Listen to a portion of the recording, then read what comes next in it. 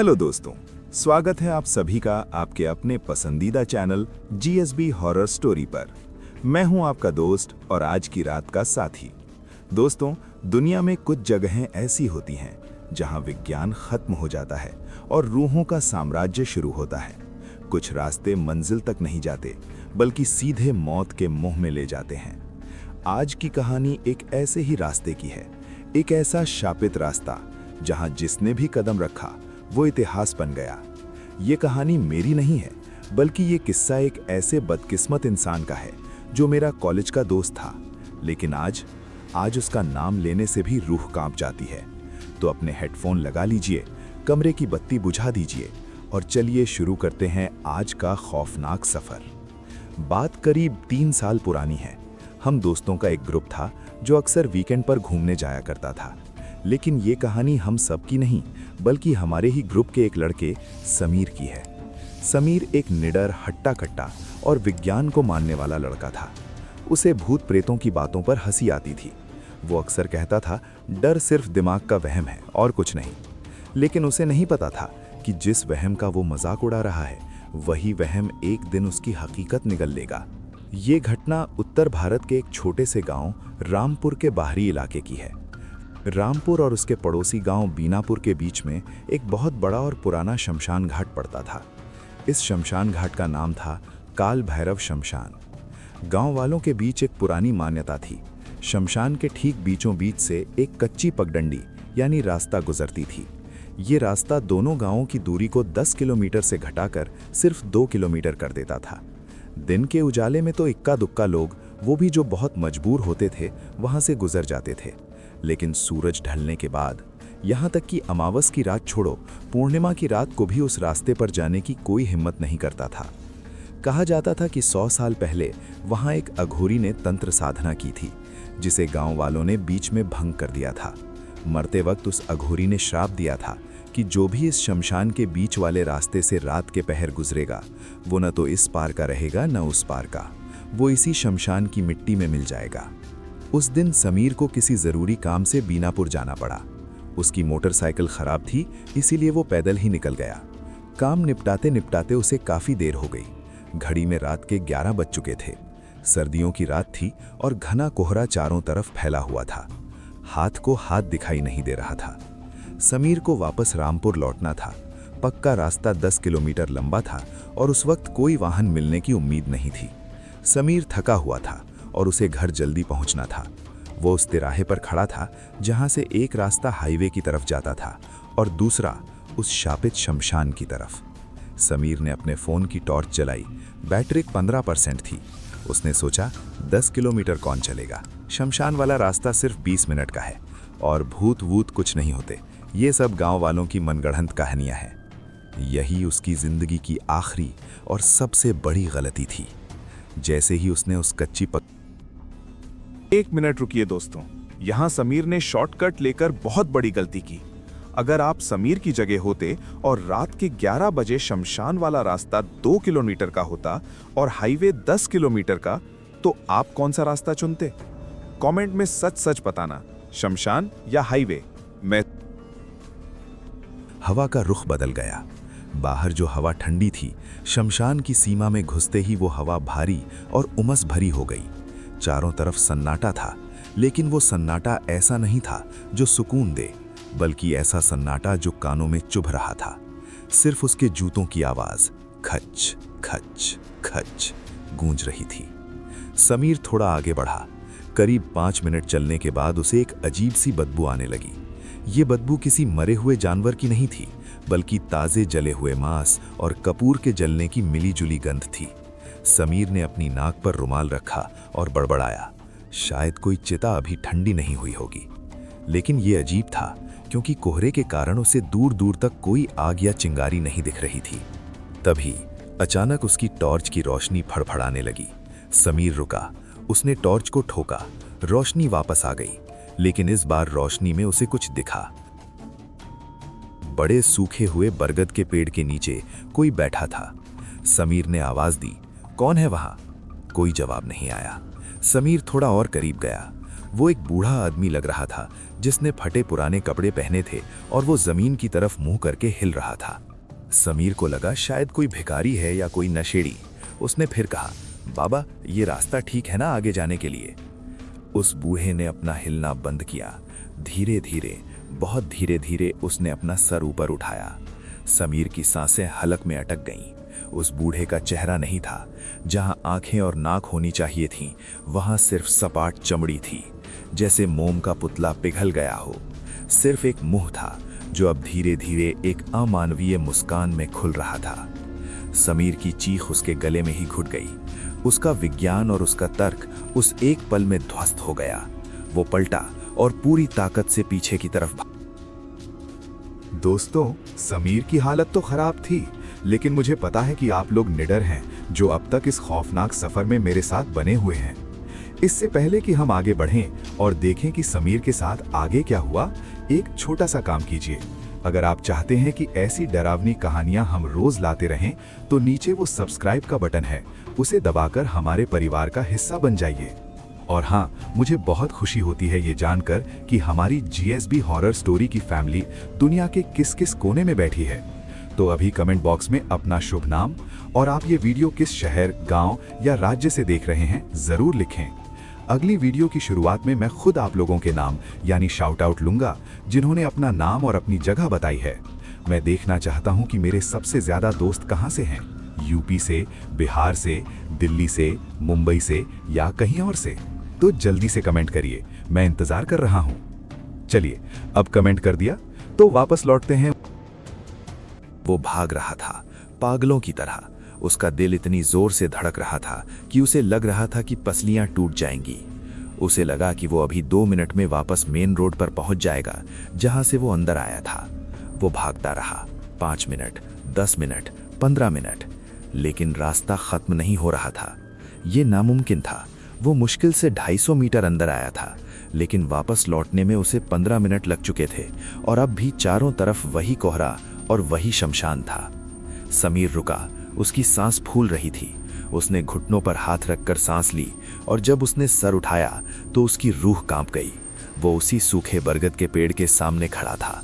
नहीं नहीं, ये नहीं हो सकता, समीर चिल्लाया। मैं तो उल्टी दिशा में भागा था।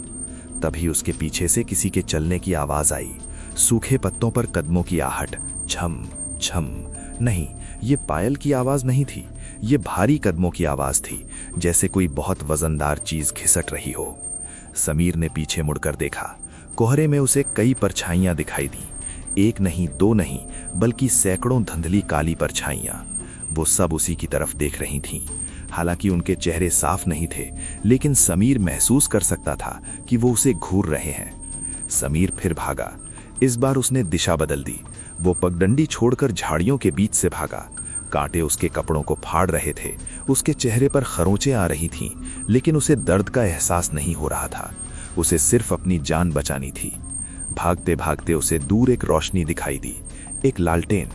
समीर की आंखों में उम्मीद की चमक आ गई। बचाओ, कोई है, मेरी मदद कीजिए, मुझे बाहर जाने का रास्ता बता दीजिए। वो औरत रुकी। उसने कंघी करना बंद किया और बिना मुड़े बोली, रास्ता तो तुमने खुद चुना था समीर। समीर सन्न रह गया। ये औरत उसका नाम कैसे जानती है? और उसकी आवाज में एक अजीब सी गूंज थी, जैसे वो कुएं के अंदर से बोल रही हो। समीर ने कांपते हुए पूछा, आप मुझे कैसे जानती हैं? वो धीरे धीरे खड़ी हुई। उसके पैर उल्टे नहीं थे जैसा कि कहानियों में होता है, बल्कि उसके पैर जमीन पर थे ही नहीं, वो हवा में 1 फीट ऊपर तैर रही थी। जब वो पलटी तो समीर ने देखा कि वो कोई और नहीं बल्कि उसकी अपनी ही माँ थी, जिनकी मौत 10 साल पहले हो चुकी थी। माँ तुम यहाँ? समीर की आंखों से आंसू बह निकले। माँ तुम यहाँ? वो आकृति माँ जैसी दिख रही थी, लेकिन उसकी आंखें अंगारों की तरह जल रही थीं। वो चीज मुस्कुराई, आ जाओ बेटा, हम सब तुम्हारा ही इंतजार कर रहे थे। समीर का दिमाग कह रहा था कि ये छलावा है, ये एक जाल है, लेकिन उसका शरीर जैसे सम्मोहित हो गया।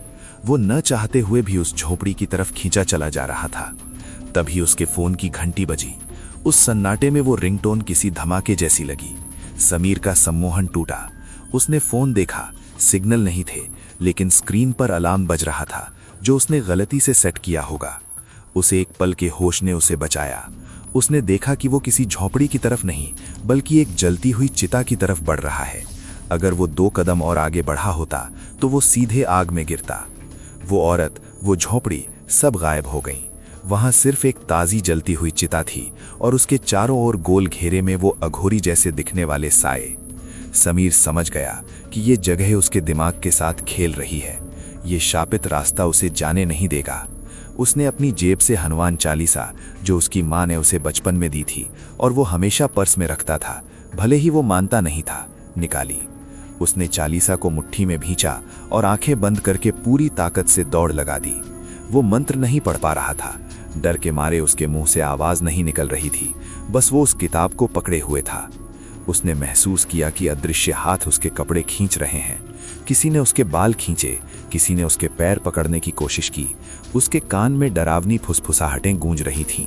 रुक जाओ, हमारे पास आओ, तुम अब हमारे हो। हवा में चीखें तैर रही थीं।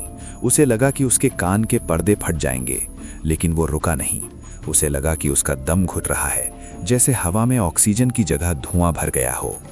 अचानक उसका पैर किसी जड़ से टकराया और वो मुंह के बल गिर पड़ा। समीर जमीन पर पड़ा था। उसका शरीर जवाब दे चुका था। उसे लगा अब अंत आ गया है। उसने अपनी आंखें खोलने की कोशिश की। उसके ठीक सामने जमीन से सिर्फ 2 इंच की दूरी पर एक सड़ा गला चेहरा जमीन से बाहर निकल रहा था। वो चेहरा उसी अघोरी का था जिसका श्राप उस जगह पर था। उस अघोरी ने अपना सड़ा हुआ हाथ समीर की गर्दन की तरफ बढ़ाया। समीर की आंखों के आसपास अंधेरा छाने लगा, लेकिन तभी एक तेज रोशनी हुई। समीर ने देखा कि दूर, बहुत दूर सड़क पर एक ट्रक जा रहा है। उसकी हेडलाइट की रोशनी झाड़ियों को चीरती हुई आई थी। वो शमशान का छोर था। वो किनारे तक पहुंच चुका था, बस कुछ कदम और। समीर ने अपनी बची खुची ताकत इकट्ठा की, भगवान का नाम लिया और रेंगते हुए फिर लड़खड़ाते हुए उस रोशनी की तरफ भागा। अघोरी का हाथ उसकी एड़ी को छूकर निकल गया। जैसे ही समीर का एक पैर पक्की सड़क पर पड़ा, पीछे से एक गगनभेदी चीख सुनाई दी। ऐसी चीख जिसमें गुस्सा और दर्द दोनों था। समीर सड़क पर गिर गया और बेहोश हो गया। अगली सुबह एक दूध वाले ने उसे सड़क किनारे बेहोश पाया। जब उसे होश आया तो वो अस्पताल में था। उसे 104 डिग्री बुखार था। उसके पूरे शरीर पर, खासकर उसकी गर्दन और पैरों पर काले और नीले निशान थे, जैसे किसी ने पंजों से जकड़ा हो। लेकिन सबसे डरावनी बात ये नहीं थी। सबसे खौफनाक बात ये थी कि जब समीर को अस्पताल से छुट्टी मिली और वो घर आया तो वो पूरी तरह बदल चुका था। वो समीर जो इतना बोलता था अब एकदम चुप रहने लगा। कुछ दिन बाद हम दोस्त उसे देखने गए। हमने पूछा, समीर क्या हुआ था उस रात? समीर ने हमें जो बताया वो मैंने आपको अभी सुनाया।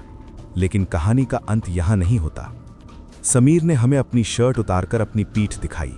उसकी पीठ पर नाखूनों से कुछ उकेरा गया था। वो घाव अब भर चुके थे, लेकिन निशान साफ थे। वहां किसी भाषा में नहीं बल्कि एक अजीब सी लिपि में लिखा था, तू लौट आया है, लेकिन तेरी परछाई हमारे पास है। उस दिन के बाद से समीर को कभी धूप में या रोशनी में अपनी परछाई नहीं दिखी। जी हाँ दोस्तों, ये सुनने में नामुमकिन लगता है, लेकिन ये सच है। समीर चलता है, बैठता है, लेकिन उसकी परछाई नहीं बनती। वो कहता है कि उसकी परछाई आज भी उसी शमशान घाट में उस बरगद के पेड़ के नीचे फंसी हुई है और हर रात उसे सपने में वो परछाई बुलाती है, वापस आ जाओ, मैं अधूरी हूँ। समीर अब अंधेरे में ही रहता है, क्योंकि रोशनी उसे याद दिलाती है कि उसका एक हिस्सा अब भी उस शापित रास्ते पर कैद है। गांव वाले कहते हैं कि समीर खुशकिस्मत था जो जिंदा लौट आया, लेकिन क्या वो वाकई लौटा है या उसका शरीर आ गया और रूह वहीं रह गई? तो दोस्तों, ये थी वो खौफनाक दास्तान। वो शमशान घाट आज भी वहीं है और वो रास्ता आज भी लोगों को बुलाता है शॉर्टकट के नाम पर। मेरी आप सबसे गुजारिश है, जिंदगी में कभी भी वक्त बचाने के लिए अनजान और सुनसान रास्तों का चुनाव न करें, क्योंकि कुछ रास्ते मंजिल तक नहीं बल्कि एक ऐसी दुनिया में ले जाते हैं जहां से लौटने का कोई रास्ता नहीं होता। अगर आपको ये कहानी सुनकर सिहरन महसूस हुई और अगर आपको लगता है कि समीर को वापस वहां जाना चाहिए या नहीं, तो कमेंट में ज़रूर बताएं। ऐसी ही रोंगटे खड़े कर देने वाली सच्ची घटनाओं और कहानियों के लिए अभी सब्सक्राइब करें हमारा चैनल GSB हॉरर स्टोरी और उस बेल आइकन को दबाना न भूलें, ताकि जब भी हम कोई डरावनी कहानी लेकर आएं तो सबसे पहले आपके फ़ोन की घंटी बजे। और क्या पता, शायद कोई आपके पीछे भी खड़ा हो। मजाक कर रहा हूं, या शायद नहीं। गुड नाइट, शुभ रात्रि और अपना ख्याल रखिएगा। मिलते हैं अगली वीडियो में एक और खौफनाक मंजर के साथ।